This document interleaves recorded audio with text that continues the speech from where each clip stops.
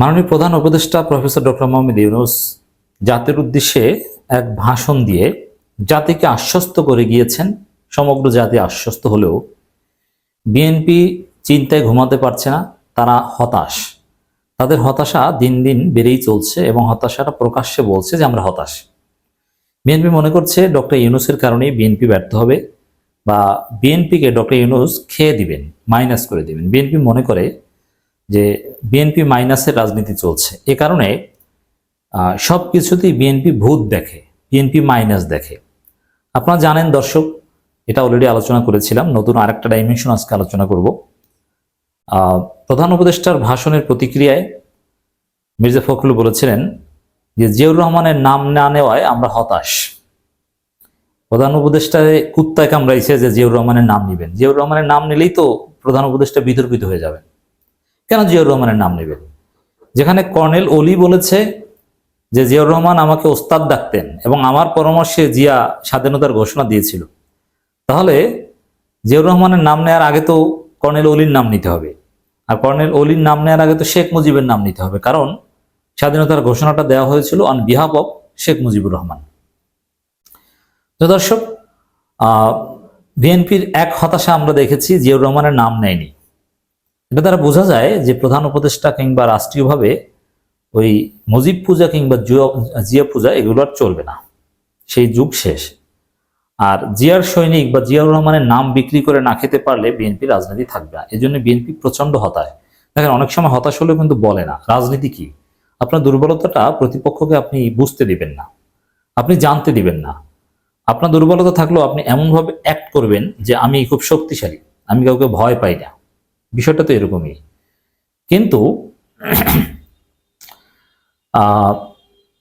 দর্শক, কখন মানুষ তার দুর্বলতা বলে দেয় রাজনীতিতে যে আমি হতাশ, ভাই কি হচ্ছে না, এরকম কি হয়? কি হবে? বুঝতে হবে যে তিনি আসলেই মারাত্মক হতাশ, তার সামনে আর কিছু নেই, তিনি চোখে মুখে অন্ধকার দেখছেন। তো বিএনপির অবস্থা এখন এটা, যে মানুষ হতাশা থাকলে, দুর্বলতা থাকলে সেটা গোপন করে, কিন্তু বিএনপি হতাশা দুর্বলতা প্রচার করে বেড়াচ্ছে। কতটা দৈন্যতার মধ্যে থাকলে বিএনপি এই কাজটা করে। গেল মির্জা ফখরুলের সেই হতাশা। এরপর আরেক হতাশা। দেখেন, এই হতাশাগুলো কারা প্রকাশ করছে? This is significant. বিএনপির মধ্যে কয়েকটা ধারা আছে। যারা মুসলিম জাতীয়তাবাদে বিশ্বাসী তারা কিন্তু হতাশ না। যারা জিয়াউর রহমান খালেদা জিয়ার আদর্শে বিশ্বাসী তারা কিন্তু জিয়াউর রহমানের নাম না নেয় হতাশ না। হতাশ হচ্ছে একদম যারা ভারতের কাছে বিক্রি হয়ে গিয়েছে তারা। মির্জা ফখরুল সর্বপ্রথম বিএনপির মধ্য থেকে ভারতের কাছে বিক্রি হয়ে গিয়েছেন, আমরা প্রমাণ করেছিলাম। সেই প্রথম আলো এবং নয় দিগন্তের সাথে সাক্ষাৎকারে মির্জা ফখরুল বলেছিলেন যে আওয়ামী লীগকে নিষিদ্ধ করার পক্ষে আমরা নই, আওয়ামী লীগকে নির্বাচনে অংশগ্রহণ করার সুযোগ দেওয়া উচিত, এটাই গণতন্ত্রের শিক্ষা। প্রণয় ভার্মার সাথে দেখা করার পর এই কথা বলেছিলেন মির্জা ফখরুল। তখনই মির্জা ফখরুল বিক্রি হয়ে গিয়েছেন। সেই মির্জা ফখরুল এখন ডক্টর ইউনূসের কার্যক্রমে হতাশা প্রকাশ করছে। এরপরে আরেক বিক্রি হয়ে যাওয়া নেতা বিএনপি সম্ভাব্য আইনমন্ত্রী ব্যারিস্টার মাহবুবউদ্দিন খোকন। তিনি যে বিক্রি হয়েছেন তার প্রমাণ আমরা দিয়েছি। তিনি একবার বলেছিলেন যে দল হিসেবে আওয়ামী লীগ কোনো অপরাধ করেনি, ভারতের কাছে বিক্রি হলেই তো সেই কথা বলতে পারে বিএনপি নেতা হয়েও, যে দল হিসেবে নাকি আওয়ামী লীগ কোনো অপরাধ করেনি। তো ভারতের প্রজেক্ট কিভাবে বাস্তবায়ন করছে ক্লিয়ার। এরপরে তিনি বলেছেন যে মৌলবাদীদের ক্ষমতায় আসতে দেওয়া যাবে না। মৌলবাদী কারা? জামাত। অথচ জামাতের বিরুদ্ধে অতীতে তিনি কখনো কোনো কথা বলেননি, ভারতের কাছে বিক্রি হয়ে তারপরে বলেছেন। মানে এই দুই ভারতের দালাল কিন্তু হতাশ ডক্টর ইউনূসের ভাষণে। এখন সেই আরেক বিক্রি হওয়া দালাল ব্যারিস্টার মাহবুবউদ্দিন খোকন, তিনি বলছেন নির্বাচনের তারিখ না বলে জাতিকে নিরাশ করেছে ডক্টর ইউনূস। জাতিকে নিরাশ করেছে মানে কি? বিএনপি নিরাশ, জাতি কিন্তু নিরাশ না। প্রধান উপদেষ্টার এই ভাষণ প্রশংসায় ভাসছে, উচ্ছ্বসিত প্রশংসা করছে মানুষ, যে না বাংলাদেশের জিডিপি বাড়ছে, ফরেন ইনভেস্টমেন্ট বাড়ছে, সবকিছুই, সব সূচক, সব ইন্ডেক্স ইজ ডেভেলপিং, অনেক বেড়েছে। সামনে আগামী দিনে বাংলাদেশ উন্নয়নের মহাসড়কে ভাসবে।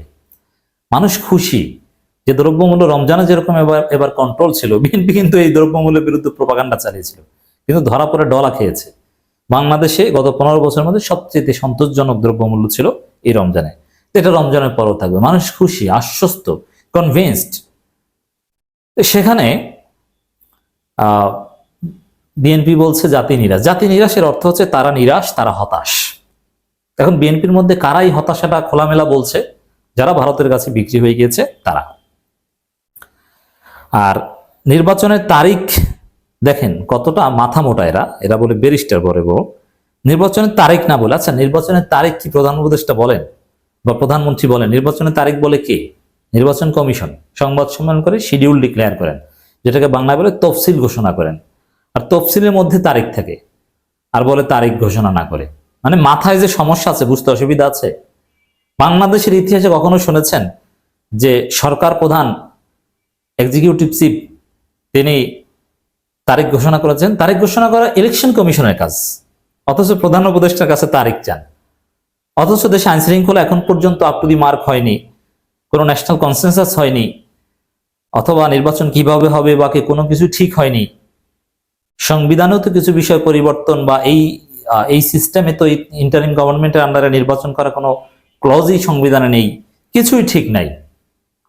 এই বিএনপির ভাষায় ন্যূনতম নির্বাচন কেন্দ্রিক সংস্কারই হয়নি, সে এখন নির্বাচনের তারিখ চাচ্ছে, তাও প্রধান উপদেষ্টার কাছে, নির্বাচন কমিশনের কাছে না। তো মাথায় সমস্যা না থাকলে এই কাজ করে? এরা কতটা হতাশ হলে এই উদ্ভট বকাবকি করে বুঝতে পারছেন আশা করি। জাতীয় নির্বাচনের তারিখ ঘোষণা না করে প্রধান উপদেষ্টা ডক্টর মোহাম্মদ ইউনূস জাতিকে নিরাশ করেছেন বলে মন্তব্য করেছেন বিএনপির চেয়ারপারসন উপদেষ্টা ও সুপ্রিম কোর্টের আইনজীবী সমিতির সভাপতি ব্যারিস্টার এম মাহবুবউদ্দিন খোকন।